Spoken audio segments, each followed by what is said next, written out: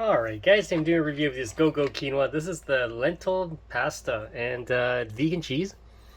I got this at Costco, by the way, so gluten-free. And check it out. Here's the nutrient panel. If you guys want to read it, pause the video. And there's the ingredients.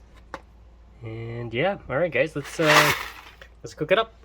Alright, so I thought this was kind of neat. So you can see red lentils in there. Really cool looking. So here's the seasoning packet. So alright guys, I'm gonna cook it up and I'll be right back. Stay tuned.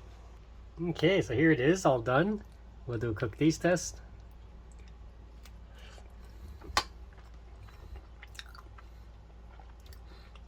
It's actually quite good.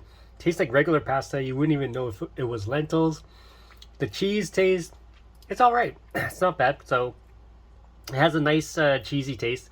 You can tell it because they use the nutritional yeast. So, but stay tuned, guys. I'm going to be doing another review of the Kraft Dinner vegan version. So that'll be coming up in a new video. So stay tuned, guys, and don't forget to subscribe to the channel. We'll see you on the next one.